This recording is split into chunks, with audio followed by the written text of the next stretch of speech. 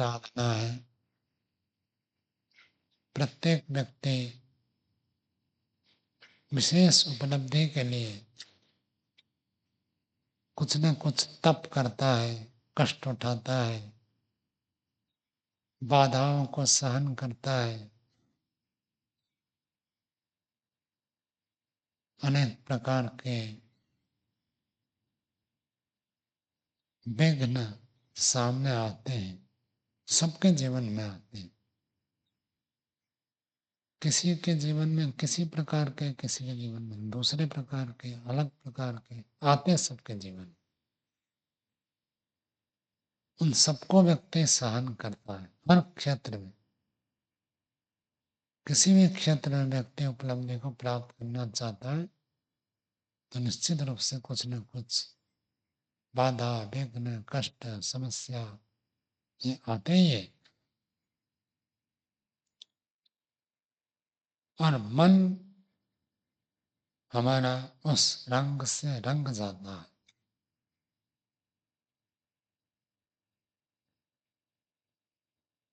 यहां तक होता है संसार में बार बार दुख भोगने पर भी मन ऐसे समझ जाता है, समझा देता है कि सुख प्राप्त करना है तो इतना तो दुख भोगना ही पड़ेगा, बिना इस दुख के तो सुख प्राप्त ही नहीं होगा। तो ये जो दुख है ये भी सुख के लिए ही है, तो इसलिए इसको दुख मत कहो, ये सुख का ही अंग है, भाव है। ऐसे व्यक्ति की मानसिकता बन जाती है। कितने प्रकार के दुख भोगना पड़ता है, इन सबको सोचता है सुख के लिए भोगना पड़े, और सोचता है यदि सारे दुखों को हम स्मरण करें, हिसाब करें, इतना दुख भोगना पड़ता है, तो एकदम से व्यक्ति विरक्त हो जाएगा। इतना दुख भोगना पड़ता है, लेकिन व्यक्ति उस दुख को भुला देता है, अथवा उसको सुख का साधन मानता है, अथवा तीसरा पक्ष तो अचानक हो गया, नहीं होना चाहिए था, कैसे हो गया, चाहता तो ये सुख रुक, दुख रुक जाता, असावधानी के कारण से दुख भोगना पड़ा, आगे में सावधान हो जाओगे तो ये दुख से बच जाओगे। ऐसे ऐसे व्यक्ति मन को समझा जाता। एक नीतिकार कहते हैं संसार के सुख के लिए व्यक्ति जितना पुरुषार्थ करता है उसका यदि एक भाग भी व्यक्ति मुक्ति के लिए प्रयत्न करे तो आराम से मुक्ति हो जाएगा। वहां थोड़ा अतिशय उक्ति में कथन किया गया है, लेकिन संसार के सुख के लिए व्यक्ति जो कष्ट उठाता है और मुक्ति के लिए यदि उतना ही कष्ट उठाए तो कितना बड़ा सुख मिलेगा। संसार में क्षणिक सुख के लिए इतना परिश्रम करना पड़ता और व्यक्ति पूरा जीवन भर लगातार, मध्यवित्त परिवार की बात है, पूरा जीवन भर धन इकट्ठा करके एक मकान बनाता है, तब तक उसकी आयु आधा से अधिक पार हो जाता है। मकान को भोग क्या करेगा, तब तक जीवन पूरा हो जाता है, थोड़े दिन रहता चला। इसलिए जितना जीवन का जितना भाग उन्होंने एक मकान के लिए, एक कुछ धन की प्राप्ति के लिए, कुछ पद प्रतिष्ठा की प्राप्ति के लिए जितना समय जीवन में लगा, उतना लगाकर कितने साल सुख को भोगा। विचार करने के बाद जीवन में 40-50 साल व्यक्ति पुरुषार्थ करके जो उपलब्धि को प्राप्त करता है उसको भोगता कितने दिन, 40 साल पुरुषार्थ किया, 50 साल पुरुषार्थ किया, जो कमाया इसको भोगता कितना नहीं।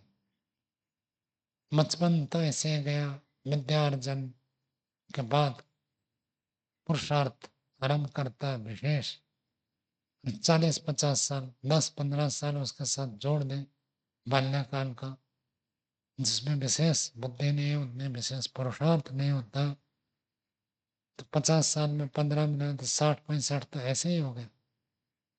60-65 साल के बाद जो उपलब्धि होती है, प्राप्ति होती है, 50-60-65 साल के बाद जो प्राप्ति होती है,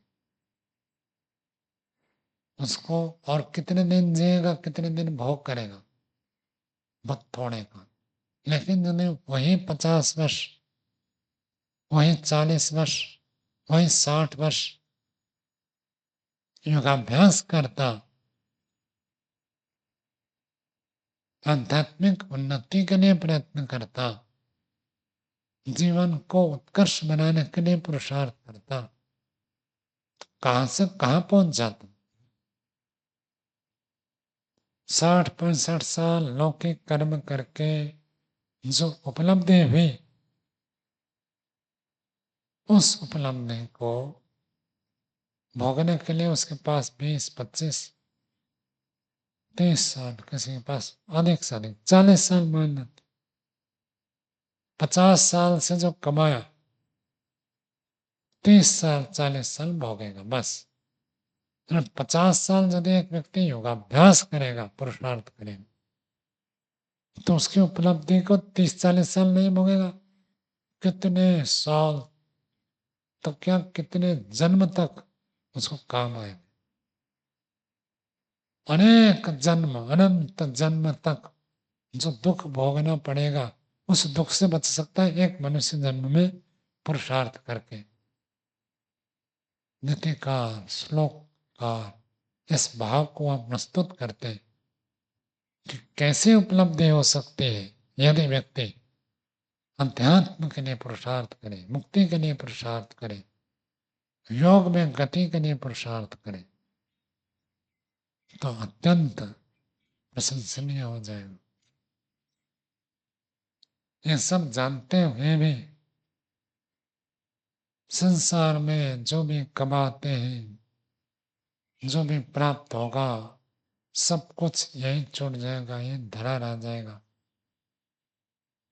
प्रत्यक्ष हमको आंखों के सामने दिखता है, फिर भी व्यक्ति उसी के लिए ही लालायित रहता है, प्रयत्न करता है। अध्यात्म में गति नहीं होती है, प्रवृत्ति नहीं होती है। क्यों? ये मन का संस्कार है, मन का खेल है, मन को उसमें मजा आता है।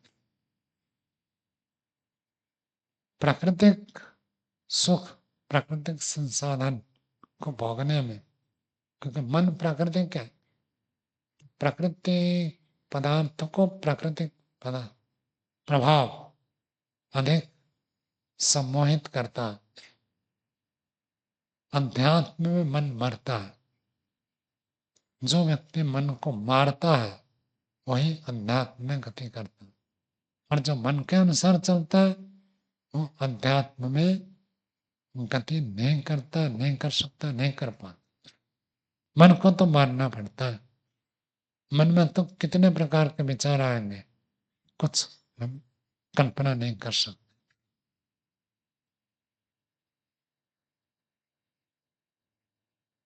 बचपन से लेकर आज तक इस मन के कारण से ही तो हम चल रहे हैं। क्या क्या करते हैं, जैसे मन दिखाता है वैसे हम करते जाते हैं। परिणाम क्या भोगना पड़ा, भोगना पड़ रहा है, और क्या भोगना पड़ेगा। और मन को यदि मार देता है व्यक्ति, तब उसको क्या प्राप्त होता है।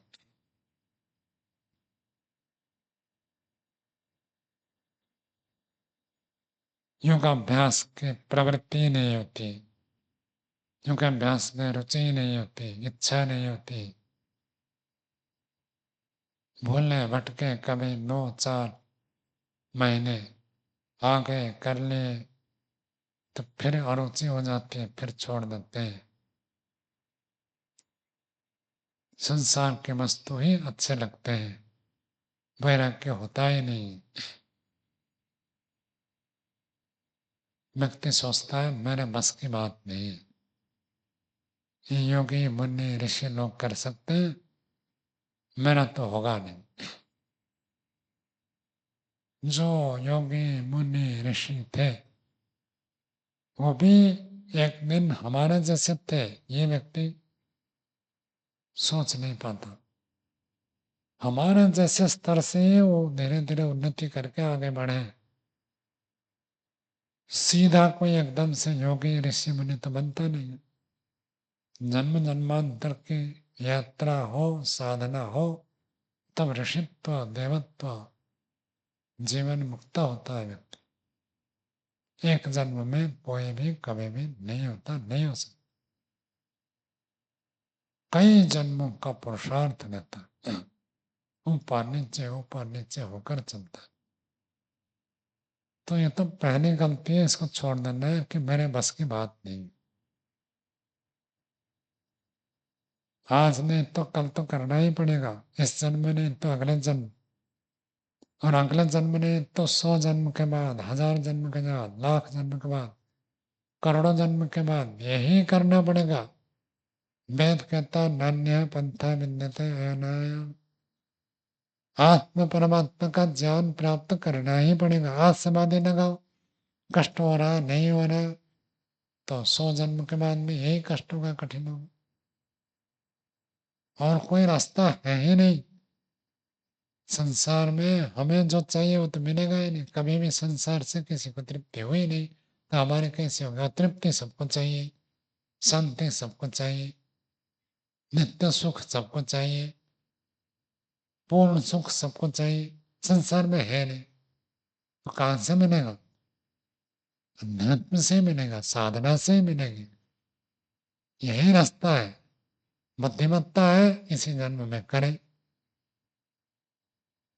और अविवेकिता हो गई यदि हम सोचेंगे इस जन्म में छोड़ देते हैं, फिर कभी देखेंगे, फिर कभी आएगा ही नहीं। जो अभी नहीं तो कभी नहीं।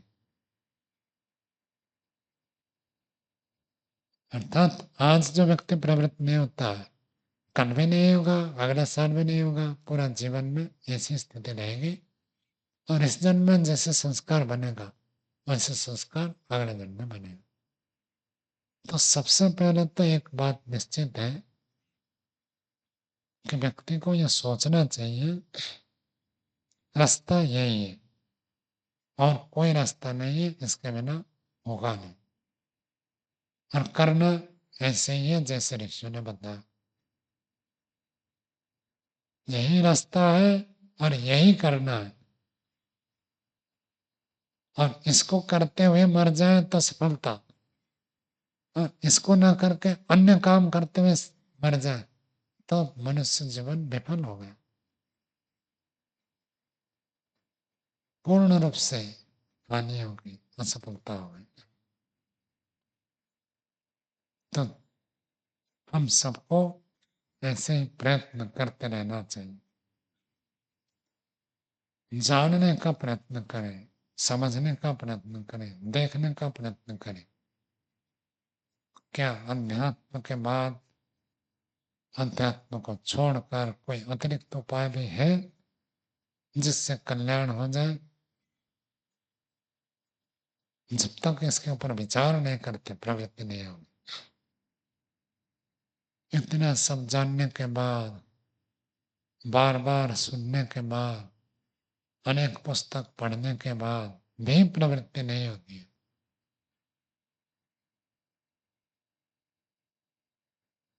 तो उसमें फिर कारण तो यही है,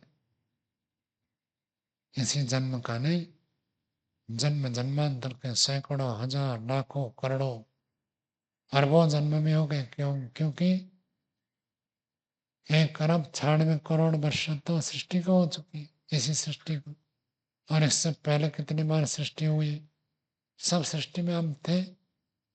यदि मुक्ति से लौटकर नहीं आए तो अनंत काल से ये चल रहा, अनादिकाल से ये चल रहा वासना। ये वासना इतने बलवत्तर है, संसार को भोगने का, विषय वासना का संस्कार इतना प्रबल है, वो अध्यात्म में घुसने ही नहीं देती। ऐसे लगता है श्वास रुद्ध हो गए, चलो संसार विषय भोग ही अच्छा लगता है, रुचिकर लगता है। यह स्थिति है। प्रारंभ में तो व्यक्ति को स्वाध्याय, सत्पुरुषों के संग, चिंतन मनन करके इस मार्ग का महत्व बुद्धि उत्पन्न करना पड़ेगा कि इसके बिना और कोई रास्ता नहीं है। और जब निर्णय हो जाए तब वह मन आध्यात्मिक पुरुषार्थ करने में सहायता नहीं करता है, क्योंकि संस्कार पुराने, वहां साधक को हट करना पड़ता है। इतना तो समय ये करूंगा ही करूंगा, ये करूंगा, ये करूंगा, निश्चित। कुछ रोग भी उत्पन्न होंगे, बाधक उत्पन्न होंगे, संकल्प टूटेंगे, विभिन्न प्रकार के विघ्न आएंगे। ये सब होते हुए भी यदि व्यक्ति प्रयास करता रहे, मन में उस विचार को स्थिर करके रखे, रोग आ जाए तो रोग तो हमेशा रहेंगे नहीं, थोड़े काल रहेंगे, उसके बाद हट जाएंगे। रोग आ जाए तो सारी दिनचर्या बाधित नहीं होती है, कुछ ऐसे हम कर सकते हैं। तो उस रोग के कारण जितना समय, जितने दिन जो जो पुरुषार्थ नहीं कर सकते उसको छोड़ देंगे। रोग ठीक होते फिर करें। तो हठ पूर्वक, नियम पूर्वक निश्चित करके कार्य को करना पड़ता है। ये तो मैं करूंगा ही करूंगा। और यदि हठ पूर्वक नियम में कर, मन लगे ना लगे, अच्छा लगे ना लगे, लाभ हो ना हो, रुचि हो ना हो, निश्चित होकर व्यक्ति करता है, हठ पूर्वक करता है। तो करते करते करते करते धीरे धीरे एक दिन ऐसी स्थिति आ सकती है, व्यक्ति के खुद के अंदर प्रीति उत्पन्न हो जाती, लेकिन बीच बीच में मन बहुत उखड़ेगा, इच्छाएं नहीं होगी, प्रवृत्ति नहीं होगी। उस समय हमको नियम करके करना ही पड़ेगा, नहीं छोड़ूंगा नहीं इसको, छोड़ दिया तो जीवन बर्बाद। ये जब हमको मस्तिष्क में स्पष्ट दिखता रहे कि यही जीवन है, इसको छोड़ दिया मतलब मृत्यु है। मंत्र में हम पढ़ते हैं स्तुति प्रार्थना में, यस्य छाया अमृतम, यस्य अछाया मृत्यु, जिसके छाया, जिसका आश्रय ही अमृत है, आनंद है, कल्याण है, और जिसका छाया न लेना, जिसका आश्रय न लेना है, मृत्यु है। ऐसे जब व्यक्ति को दिख जाए कि ईश्वर को छोड़ दिया, साधना को छोड़ दी, योगाभ्यास बंद कर दिया, मतलब में मर गया, मरने के समान हो गया, ऐसे जब व्यक्ति को लगे तब अपने आप धीरे धीरे प्रवृत्ति होगी। और ऐसे न होने तक जबरदस्ती करना। रुचि और स्वाभाविक रूप से तो उन्हीं लोगों की होती है जो सिद्ध पुरुष होते हैं। सिद्ध व्यक्तियों को सोचना नहीं पड़ता, सिद्ध व्यक्तियों को प्रयत्न करना नहीं पड़ता, सिद्ध व्यक्तियों को ऑटो सजेशन जरूरत नहीं पड़ती है, तो अपने आप करने लग जाते हो। उनसे आध्यात्मिक दिनचर्या, आध्यात्मिक जीवन स्वतः होता है, स्वतः प्रवाहित होता है। साधकों को करना पड़ता है, साधकों को ही कठिनाई होती है। तो प्रारंभ में तब जब व्यक्ति प्रवृत्त होता है, विशेषकर नवीन साधक होता है, उसके सामने बड़ी स्थिति आती है। जब गुरु आचार्य के सन्निधि में हम रहते हैं तो बहुत बड़ा लाभ होता है। गुरु जी को हितैषी कल्याणकारक मान ली, उनके निर्देश अनुसार चलते हैं तो मन अनुनच करने का प्रश्न नहीं उठता, मन को अवकाश नहीं मिलता। सारी समस्या, सारी बाधाएं जो भी हो, गुरु जी उसका समाधान करते हैं तो हो जाते हैं। जो व्यक्ति गुरु के सानिध्य में न रहकर स्वतंत्र प्रयत्न करता, उसके लिए अत्यंत कठिनाई होती है। उसको फिर स्वतः करना बहुत कठिन हो जाता है। उसको तो संकल्प करके करना पड़ता है। जो दृढ़ होते हैं, परिपक्व होते हैं, शास्त्र में पूर्ण निष्ठा, श्रद्धा, विश्वास रखते हैं, वो तो फिर भी कर लेते हैं। और जिनके संस्कार अभी इतने प्रबल नहीं है, शास्त्र में, गुरुजनों में, ईश्वर में, अध्यात्म में श्रद्धा, निष्ठा, रुचि अभी कम है, थोड़ा है, तो उनके संकल्प बार बार टूट जाते हैं। तो संकल्प टूटने पर फिर संकल्प करना चाहिए। और जितना आध्यात्मिक कार्य को हठपूर्वक करते हैं, कभी हानि नहीं होती। परम पिता के साथ संबंध एक बार बन जाए तो फिर समर्पित हो जाए तो फिर परमात्मा स्वतः ही कराने लगते हैं। तो वहां तक पहुंचने के लिए हमको कष्ट है, कठिनाई, उसके बाद और कोई कठिनाई नहीं होती है। प्रारंभिक काल में दिनचर्या को कठोर करना पड़ता है। दिनचर्या में जितना कोमल रहता है, जितना नरम रहता है, लचीलापन रहता है, हमारे पुराने संस्कार उतने ही रास्ता प्राप्त कर लेते हैं और फिर हमको भौतिक लौकिक जीवन की ओर घसीट लेते हैं।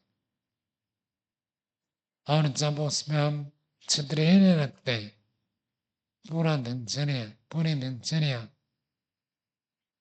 अध्यात्म के अनुशासन से युक्त कर देते हैं, अवसर ही नहीं देते हैं, मन को छिद्र भी नहीं मिलता, तब मन मरता है। और मन मर जाए तो आध्यात्मिक साम्राज्य में प्रस्तुत होता। मन जब तक अहंकार कहिए, मन कहिए, जागृत है, सजग है, क्रियाशील है, तब तक तो भौतिक राज्य में ही भ्रमण होता है, आध्यात्मिक राज्य में प्रवेश नहीं हो पाता।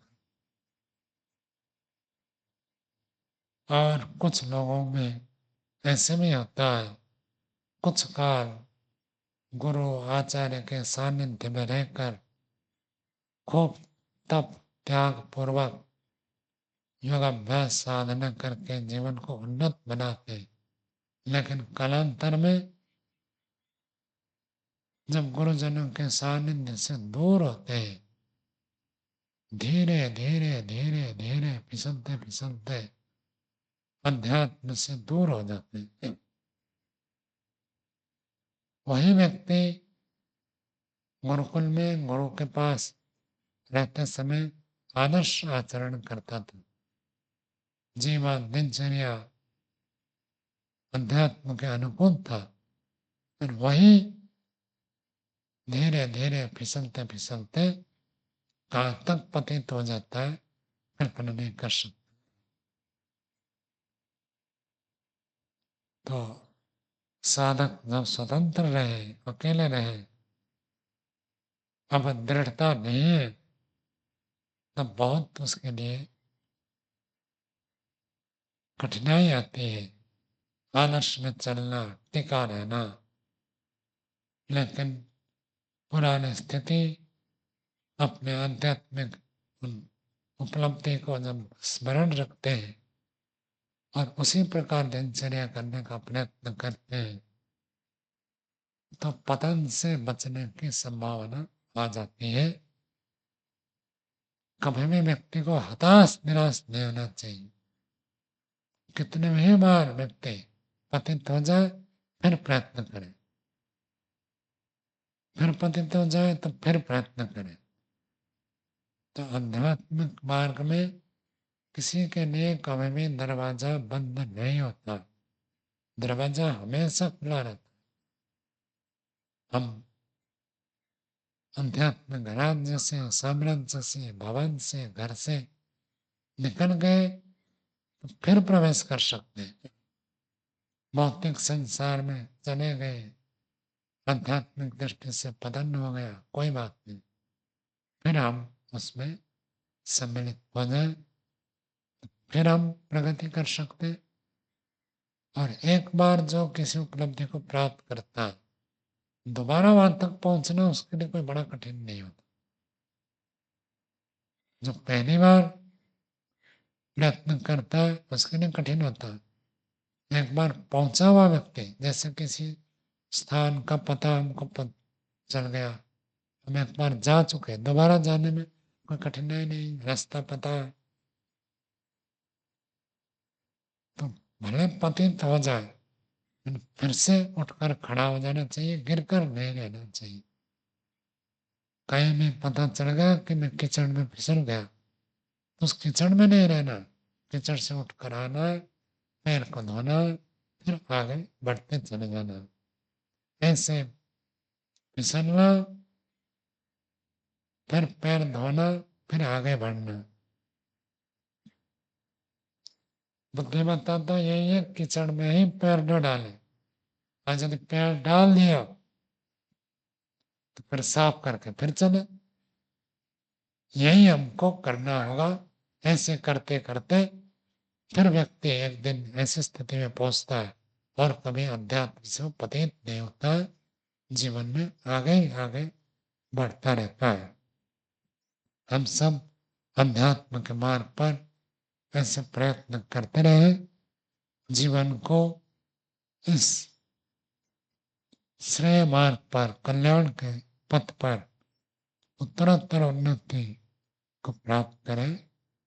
इन्हीं शब्दों के साथ आज विराम देते हैं। ओम। ओम